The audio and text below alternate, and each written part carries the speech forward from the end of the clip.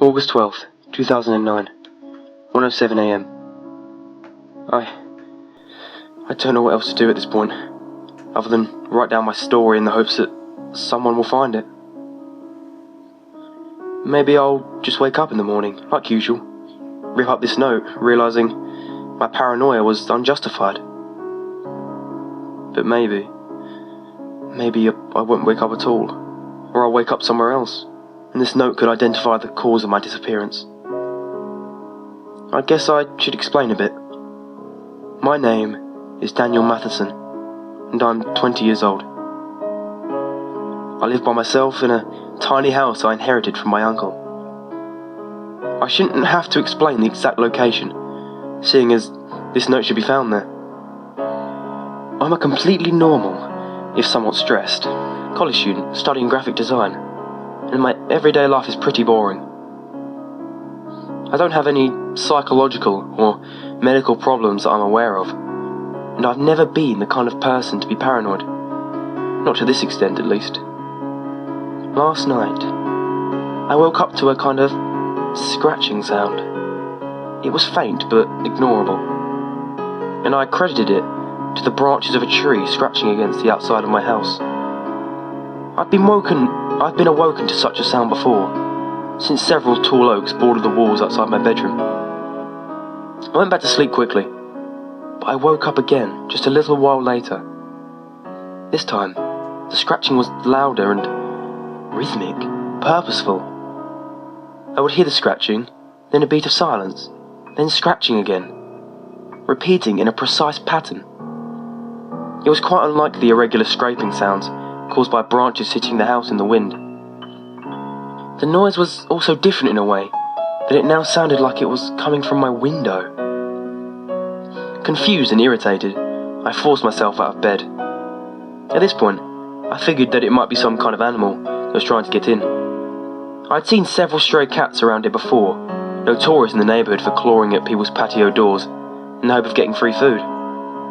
I turned on my bedside lamp, casting a faint glow around my room, and shuffled over to the window just a few feet from the end of my bed, prepared to scare the animal away. I screamed.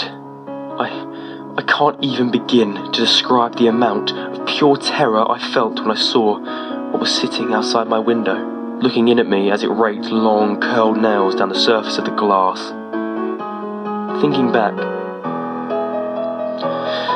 I wish I hadn't turned on my light. It wouldn't have been nearly as horrific if I left the thing shrouded in darkness. In the faint light, though, I could clearly see each detail etched into its horrible, disfigured face. Its skin was greyish blue and lifeless, stretched tight over an emaciated frame, spattered in places with a mixture of filth and dried blood. Its fingers, still pressed to the window, were skeletal and bony. Dirt caked under its curved, claw-like nails. Its eyes were pitch-black orbs fixed into deep sockets, inhuman and beady. And its mouth, oh God, its mouth. It had no lips. It was as if someone had torn them completely off, leaving behind nothing but a perpetual snarl. Nothing to cover the uneven, sharp yellow teeth rooted in its mandible.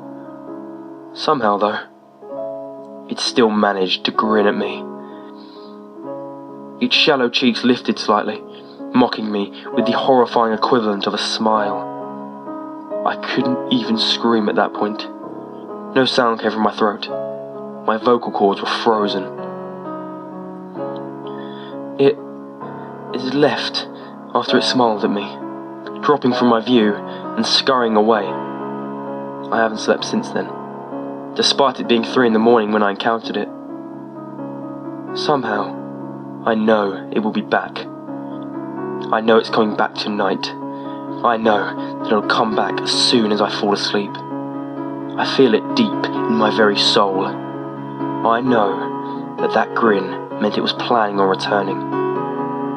I don't want to succumb to my exhaustion, but I'm so fatigued I can barely write this. I'm nervous, but all I can hope is that this note helps someone learn from my stupid mistakes. I, Daniel Matheson, beg whoever finds this, never, ever leave your bed if you hear something scratching outside your window. And, no matter the circumstances, never turn on the light. I hope I can save someone with this.